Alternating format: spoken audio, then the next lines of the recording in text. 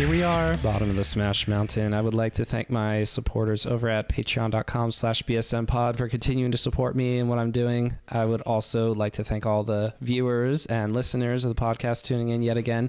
This time, I'm very, very pleased to present to you a top 10, dare I say, top 5 player in the world right now for Super Smash Bros. Melee. This is lloD, aka Dr. lloD, aka We're Figuring It Out Still. Just cool and casual, graduating from medical school to become a doctor officially just a few weeks ago. Congratulations on that, lloD, and thank you so much for joining me. How are you tonight? Good. Happy to be here. Thanks for having me. I didn't want to forget this, but I should have asked you before we started recording. We're recording just about 24 hours after the news hit about Chillin and the fact that he suffered a stroke recently and is currently in recovery and has a long steps of just biggest thing being open heart surgery. And I don't know if you wanted to say something to that real quick or not. I didn't mean to spring that up on you during recording, but if you're okay with totally fine.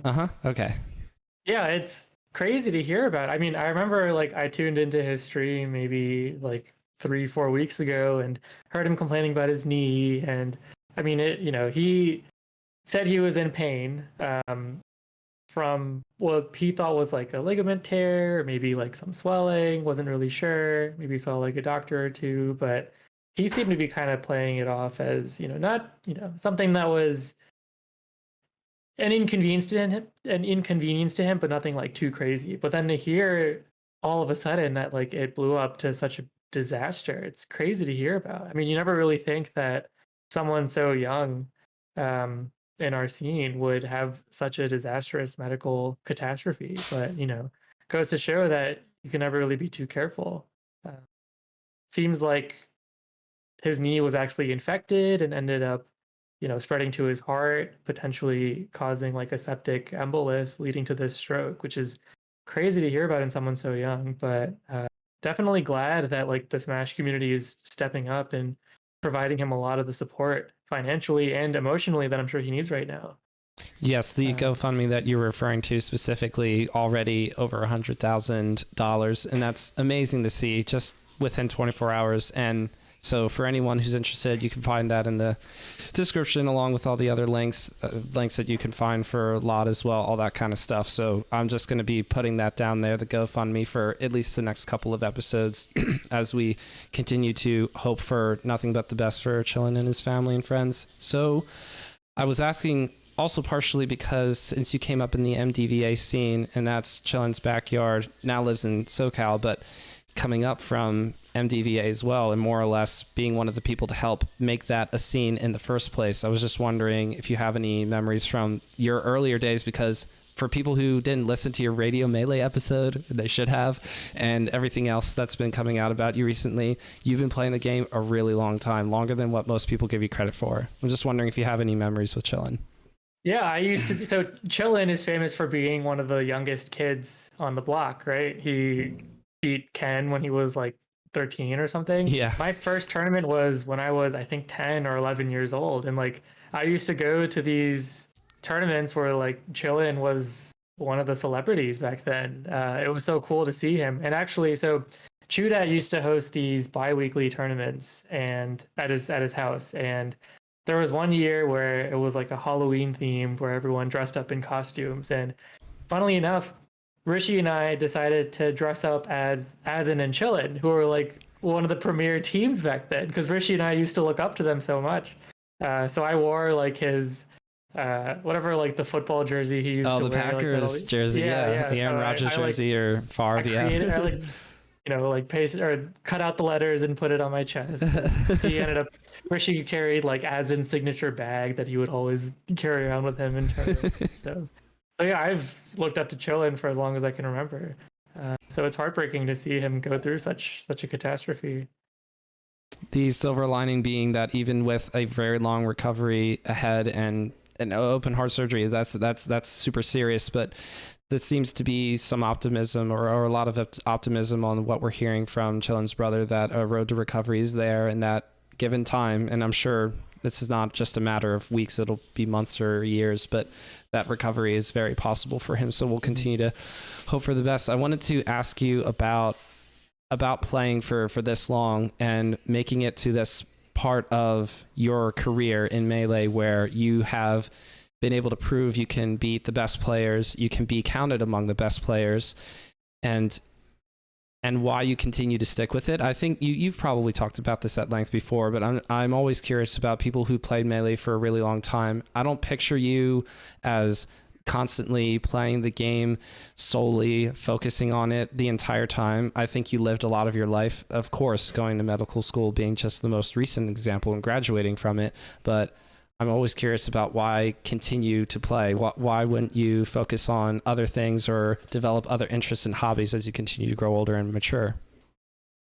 I think it's very exciting project to just take like a skill and see how far you can go with it.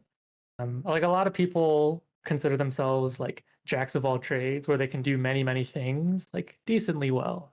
But something that I've always uh, resonated with is the idea of just mastering like one or two things. So for me, my life is very much split into like three compartments. First is medicine, second is music, and third is melee. And I just enjoy taking each aspect as far as I can. And actually, each kind of happens in like bursts throughout my life, where I'll kind of invest into like one for like weeks or months or even years at a time before going to one of the other ones. Like for medical school, the first like 3 years probably almost entirely were devoted to studying medicine. And so I didn't, I try to maintain like the music and the melee side of things at the same time, but I was just so invested in the medicine side of things that it was kind of hard to balance all three. But as soon as like med school slowed down, that was a chance for me to like delve into the melee side of things again. And so all of a sudden I had like a few month period where I could just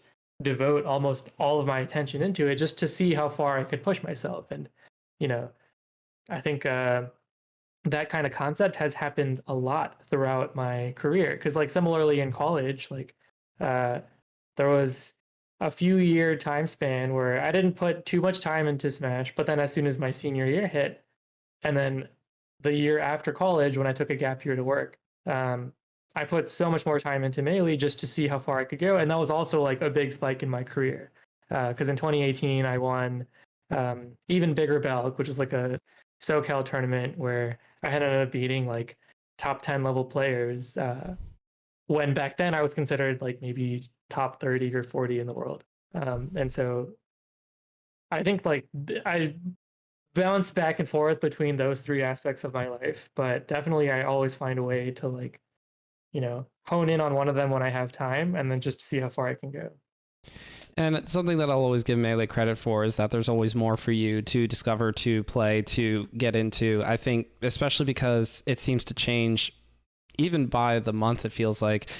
I would say ever since Slippy released, to me, it feels like there's something new to focus on in every month. And that may not be true. Maybe we're just rediscovering different things that, oh, this was talked about years ago, but now it's finally starting to be applied in a broader sense because people are finally starting to learn how to do it. Because shield dropping, that's a classic example. Most people would have said, oh, okay, to save a couple of frames, who needs that? But now it's standard. Everybody needs to be able to shield drop if you want to continue to advance your game to the next level. Maybe not talking from a beginner perspective, but you understand what I'm saying. If you're definitely able to learn other things down and then get going. And actually, I want to ask you about your medify.gg/ at lloD, you are offering lessons. I'm curious about what you consider to be the ideal student, or if you're more focusing on, hey, whoever wants to just go to the Medify and get a lesson with me, I'm more than happy to take you up on that and to teach you whatever you want to bring forward to me in terms of what you want to learn.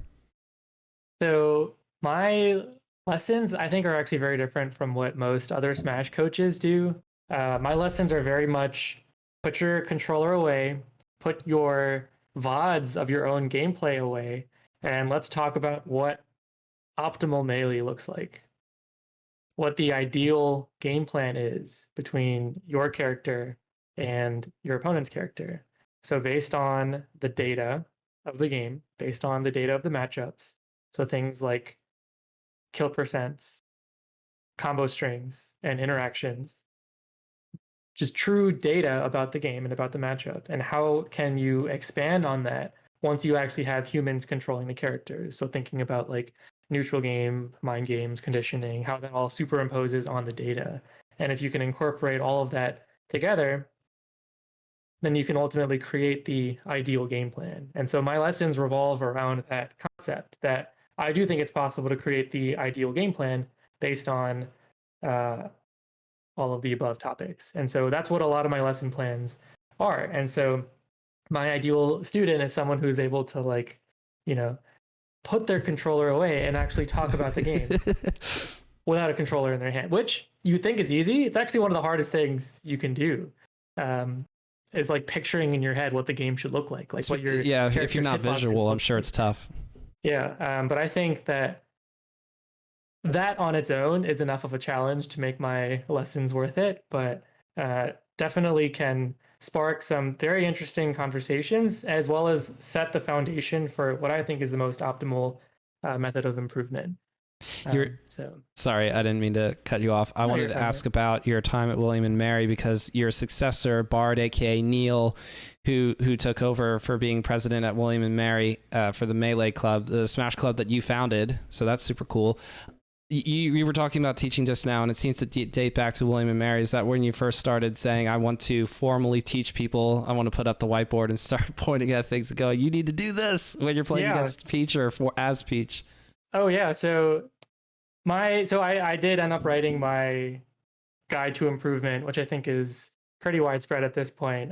But that guide, it started as a lecture series, like an actual lecture series that I gave to William and Mary Smash. Because back then, like, we, just created our Smash Club, and there were so many people who were interested, but everyone was at a different skill level. And I was thinking, like, okay, it's not really fun for like brand new players to just walk in and get destroyed by mom like for 3 hours straight. And so I thought that what we could do to at least set everyone at, like, as not a similar skill level, but at least a similar like understanding of the game, being able to talk about like what an actual edge guard is, or like what the concept of neutral game is. And so I ended up like giving, I think it was 4 or 5 lectures, which I think are still on YouTube, funny enough, of just like, what is the terminology, what is the proper way to like compartmentalize the game into things like true neutral game versus like edge guarding, recovery, punish game, that kind of stuff. And just like the conversations that sparked from that lecture series ended up developing into what I think is like a very high level understanding of what neutral game is. And so thanks to all of those, like the people who would ask good questions, the people who would, humor me by letting me tell my spiel in different ways and in different matchups and in different, with different ideas spun into it, I ended up creating this like actual tangible idea of what improvement should be with this game. And so a lot of my like ideas of improvement in neutral game definitely stem from my time with the William Mary Smash Club. So something that I wanted to get to specifically from Neil. This was a Patreon question, so shout outs to Neil. How does your time spent as president of the Smash Club at William & Mary stack up compared to the other roles you have filled in the community?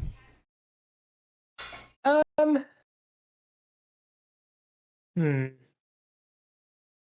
was definitely a lot of pressure being president of the William & Mary Smash Club. Not so much because or not so much due to dealing with like the people of the Smash Club itself, since the people were phenomenal members. Like, they contributed a lot. They were very selfless, especially when it came to things like moving around the TVs and the other logistical stuff. I think the hardest part was just like being the liaison between our Smash Club and other Smash Clubs and other Smash scenes. Because back then, for whatever reason, like the Southern Virginia area was a little bit antagonistic towards us, towards our beginning as a club. I'm not really sure why. It might have just been a pride thing, but it was tough to kind of integrate our scene with like the wider geographic area. A lot of it fell on my shoulders, not as a president, but more of just like as a player of our scene, to like prove that yes, we can compete with you all. And once we got past that initial barrier, then it was a lot easier to assimilate amongst the rest of the Southern Virginia area. But otherwise, yeah, I mean, running the club actually was very easy just because we had a lot of very proactive members. Meritocracy. I mean, even right there, somebody, I mean, I don't know how I would react if I were saying, "Oh, this is so cool. We got people in this school that want to make a club for playing Smash. That's awesome. Hey, other club at other school, let's do some crew battles or something, right?" And then they just go, "Nah, what the heck?" I know. Yeah, there was like there was so much drama when we were creating our club and creating our scene. There were like these people who were like, no, like you all are terrible. Like there's no way you would ever be power ranked in the Southern Virginia rankings. Oh my gosh. You'd never compete with us. And like someone even challenged me to a $100 money match to prove how bad we were. And of course I destroyed them. Yes, let's go. I even like they're a Young Link player. I even switched to Young Link game 3 because I was beating them so hard on stage, and I destroyed them in the Ditto. And I was like, all right, this should set the tone for like you no longer have the right to trash talk anyone. So yeah, once we got past that barrier, then it was a lot better. Follow-up question from Neil: was being that in that position at William and Mary, was that more or less rewarding when compared to competing or teaching in Melee? And I realize that is a tricky question because they're beneficial in different ways, but however you want to take that. I think of all of them, I find teaching to be the most rewarding, and there was a lot of teaching involved in being president because like if I were president while also not being like a competitor, I think I would have still done a lot of the same things. Like still run a lot of the same events, still try to maintain a lot of the community outreach, still delegated a lot to my fellow members. But I think like my role as teacher, I think was what I thought was the most fun and the most rewarding.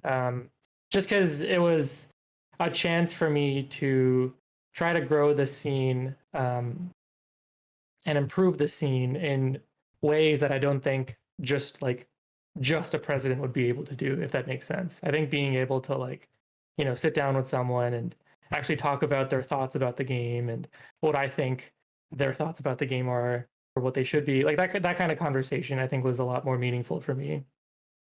So this is another question from Kreestab now, another patron sub of Conduit Gaming, shoutouts. How do you balance the whole professional Melee player with also the career of being a doctor? And I think you've had a break here for the past couple of months since you finished up with medical school and graduating, but I think you're going to have a better idea of what life is going to start to look like in the near future. Maybe you can talk about that and what you think it's going to look like going in. Of course, you're not in it right now yet, as far as I'm aware. So maybe you can talk about that specifically, about what you think it's going to look like, of trying to balance your all the things that you categorize as hobbies and interests versus what you're doing as a career. Yeah, so I think the hardest part was maintaining my Smash skill when I did not have time to play. And I think that's something that I am very good at. A lot of it has to do with my methods of improvement. They're all objective things that I have improved on. I never feel like I have to cram or that I have to like get lucky or that I hope I'm playing well on a certain day. Just because the way that I've approached the game makes it feel like I'm always getting better and never getting any worse, even if I find myself not picking up a controller for months at a time.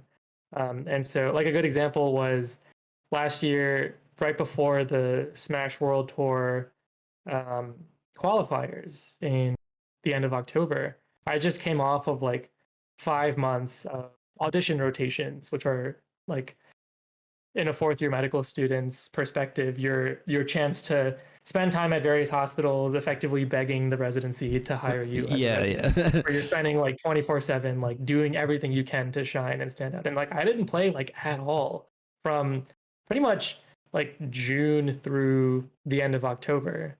And so like when I went to the championships, like I was extremely rusty, but I still beat so many good people, and I think I got like 5th at the event or something. And so a lot of that just has to do with how I've approached the game and how I don't really rust.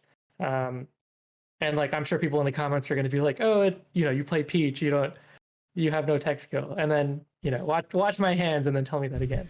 But I think that's like the main reason why I've been able to stay relevant is just because my method of improvement has been so solid and so like objective and so consistent. And when I actually do have time to play the game, you can see just how like effective it is. Because in the past few months, when I've actually had time to play, I've like gotten exponentially better, rising from like a top 30 level player to like a top 10 level player, which people argue is like probably the hardest gap to climb. And so I think it all just comes down to how effectively and how efficiently you can use your time. I'm not really the type of person to just, play unranked for like 10 hours a day and expect good results because that's not how you're supposed to improve. There's a lot more tangible things you can be doing with your time that ends up being a lot more effective in the long run. If That you want to know does what those things are, sign up for my Netlify lessons. that does sort of answer the next question that Kristab have about advice for players who also have the full-time job life while trying to balance improving at Melee. And so we'll skip that question and go to Kristab's last question, which is on a separate note. How does lloD short hop with Z jump? What's the hand posture? So what we're going to do is, do you have your controller? Can I switch it to full screen mode where it's just your camera and you can show us how, how are you holding your controller? I don't short hop with Z. You don't short hop with Z. Okay, so I'm going to put it on full screen. Boom. So can you show us how you short hop with your controller? Sure. You see this? That's it. I tap jump to short hop. I should take the shot one more time. No, I'm kidding. That was plenty of demonstrations. Several short hops with the tap jump. Oh yeah, my gosh. Tap jump. So I never have that problem of pressing Z too quickly. No, I only full hop with Z because it starts my float, and so I can control the height by just pressing down whatever I want. But I short hop with tap jump. And so this whole discussion about what's easy, what's hard, it's very different for me just because I actually find uses for tap jump, Y, and Z, like all in the same game. I pretty much use all three for specific uses. Wow. That's impressive. Yeah. Very not impressive, it's bad, but it's just, just versatile. You are a versatile gamer, lloD. Last topic, which is something that really intrigued me. After your exit from Losers Bracket at Smash Summit 13, you said, I don't have the heart of a champion yet, or something to that effect. I don't know if you remember that when you went downstairs and you were talking with the couch, but I was really intrigued to hear that because I would be just curious for you to like expound your thoughts on that if you've had time to think about what did you mean when you were talking about just you were coming at the end of a tournament performance where you played more sets than anybody else and only finishing, I think, 5th place or 4th, if I recall correctly. And yet somehow you played the most sets out of anybody. So I'm just curious what that meant for you when you said that. So I think when I think of people with the heart of a champion, the two people that come to mind are Armada and Zane, where it feels like no matter how much they're pushed, how many advantages their opponents have over them, whether it's like the amount of preparation or like environmental conditions or bracket luck or whatever it is, they always play to win and they always expect that they're going to win. And so like, I think like those two things, like expecting to win and always playing to win, is something that only they two have. I don't think anyone else plays like that, where they won't make excuses if they lose. They will instead just figure out what they should be doing instead. And it always seems like they're giving like 200% of their attention span, of their effort when it comes to taking home the W. Like there's so many sets where people got so close to beating Armada, and then Armada like pushed his glasses up and like leaned forward and then just destroyed them. Yes. And like it feels the same way with Zane, where it's just like you can't like knock him off his stability. it's just insane how consistent these players are, and they always play like they deserve to win. And that's not something that I have yet. I think with experience, with more well-rounded game plans, maybe it'll happen one day. But currently, it feels like the way that I play is come in with a very strong, well thought out game plan. If it works, great. If it doesn't work, let me change a few things until it does work. And if that doesn't work, then I'm lost. But it feels like players sorry, like go ahead. Yeah, it feels like players like Armada and Zane like never stop until they win, if that makes sense. Whereas for me, it's like, okay, it's like whatever I'm doing is just not working. I need to like go home and think about it. And I was thinking about how Armada mostly played Peach, and obviously Fox is a counterpick character. Zane plays as Marth, characters that you wouldn't necessarily assign to. I don't want to say that someone who plays expecting to win also has to play as an aggressive character like Fox or Falco or Falcon, but I'm almost starting to do that in my brain, and so that's why I feel like I should be even more impressed by how Armada and Zane play, because they're playing with characters who do have to be very mindful about defense and be careful not to be overwhelmed by someone who's just going in all the time. So for you, you're playing as Peach, and you're pretty committed to the character, other than the occasional blowing of PPMD's mind with the Yoshi stuff, which is fun. Can't wait for that second follow-up episode in the future. But you're very much committed to Peach, and so I'm curious about how you continue to play. What you think a next step might look like for you if you go to a tournament where you say, I want to sort of focus on the mentality of playing like expecting to win, or what you think that next step is going to look like for you, or maybe you don't know right now. It's tough to say right now, because it feels like the people that beat me like are better than me, if that makes sense. It never really feels like I'm getting upset too much. Never really feels like anyone really has my number, unless they're solidly better than me at this point. And so it's tough for me to even practice that kind of mentality unless I play against those people more often. And so that'll probably be the challenge for me from now on, is that I'll be able to like, compete every so often, but I'll only have the chance to play against the people who are for sure better than me, maybe, once in a blue moon. Yes. So I think that's hard to practice, and it's definitely hard to do if you can't be in that environment consistently. Because like I was getting better and better at developing my heart of the champion as I was entering these nationals over and over again. But I don't know what my next tournament's going to be, and so it'll be hard for me to like remember what that feeling is like, and adjusting it a little bit for the next time, just because it's going to be a lot of time in between. But regardless of how you eventually get to that spot, I feel as if you're going to get there someday, because if you've spent 16 plus years playing Melee in and out and continue to get better over time, then I don't think you're going to be putting down the game in a year or so. I'm excited to see whatever the next tournament happens to be for you. We'll all be excited to see you back in bracket again. And to wrap us up, please tell the people where they can find you and get updates. All the adorable pictures of your cats. I know, they're so stuff. cute. Yes. Yeah, so feel free to follow me on Twitter at twitter.com/llod74. Sign up for lessons at Medify, medify.gg/@llod, and follow me on Twitch, twitch.tv/llod74. Thanks for your support, everyone, and thank you for this interview. It was a lot of fun. Yes, thank you so much for everybody for joining us on Bottom of Smash Mountain.